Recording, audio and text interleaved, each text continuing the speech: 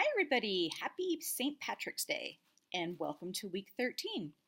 This year, this week in our discussion question, we're talking about engaging in scholarship and the associated behaviors. And for me, before you're even going to think about engaging in scholarship, you have to adopt an attitude of inquisitiveness and reflection.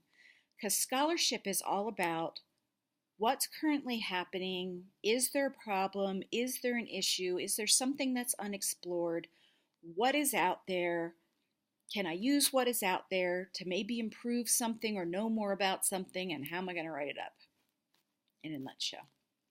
So I'm including a few articles with my post. One of them is an article by Peterson and Stevens, and it talks about Boyer's model of scholarship. Now, I know Halstead talked about that in your book. In this particular article, it's a short read, but it gives you more specific examples about the four areas that Boyer talks about in his research, and I think helps you understand those just a little bit more in depth and gives you some ideas of how those can be accomplished.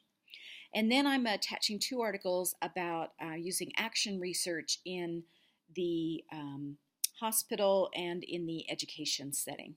So action research, you're in the real life environment, you see a problem, you look at what evidence is out there, you apply a solution to the problem and see if it works. So it's very practical. And you already have the setting, you have participants, it's more user-friendly than doing a way big, full-blown experiments kind of research. Anyway, so hopefully you'll maybe find those interesting and learn some things from that. Let's see. The thing that I see as a problem with nursing research in nursing education today is that people are all the time trying new things, improving new things in the classroom, for preceptorship in the hospital. You're always trying to improve.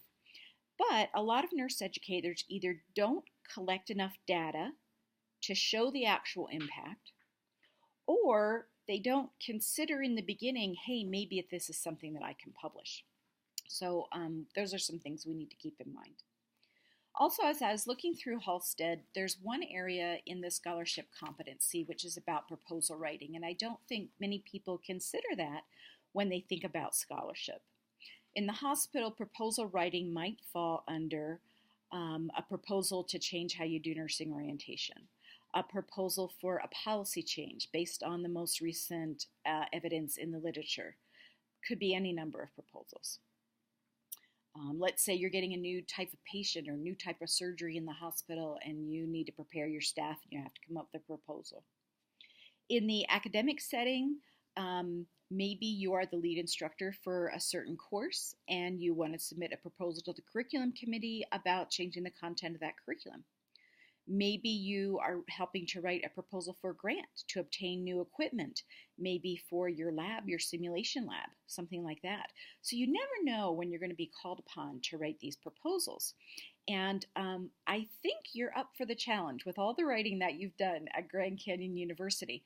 But you kind of have to think about it a little bit, because just saying writing a proposal is kind of scary. So maybe we'll talk a little bit about that this week. The other thing I want to talk about is your portfolio is going to be due. I hope that you've been working on it up until now, because it's kind of a big project. Yes, the things in your proposal, a lot of them are based on DQ questions that we've had. No, you cannot cut and paste from your DQ and put it in your paper.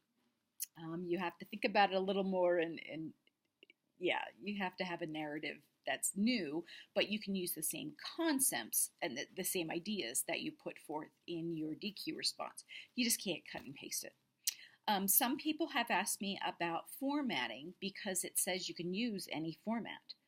Most of my students turn in a paper, a regular paper that just kind of follows the instructions and it goes down.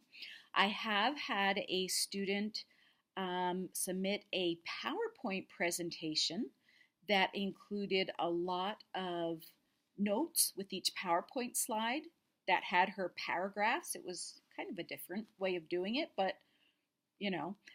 And basically, everything doesn't call for APA, but it does call for scholarly writing. It does call for research to be used, and that you do have to format properly in the APA when you're citing something.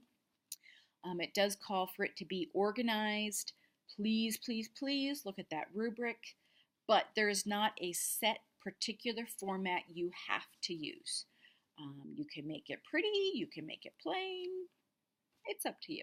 I don't care. As long as I can grade it and I can see that you have reflected on all that you've learned in this program and are able to put that information down.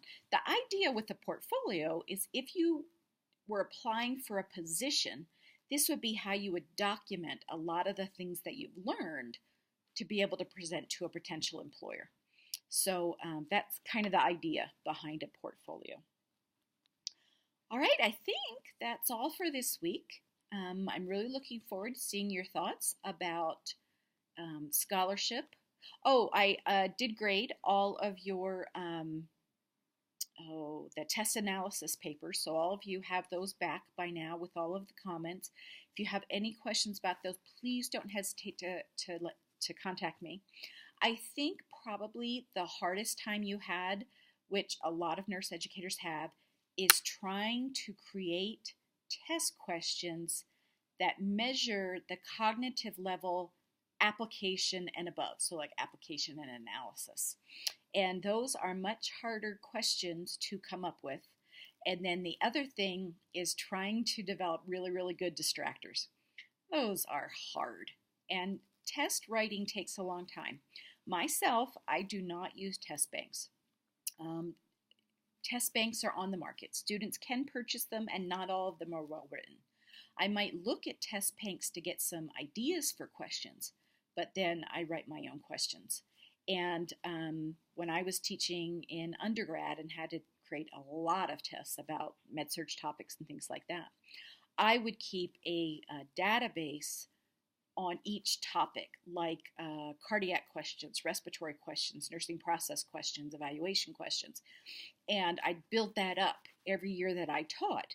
And then I could select and pull different questions for the different sections of the courses that I was teaching. And that really came in handy. So I would certainly suggest that to you. All right, I think that's about it. I hope you'll have a good week. At least in Salt Lake City, the weather's starting to turn a little warmer, which I'm very excited about. And I'll see you in the main forum.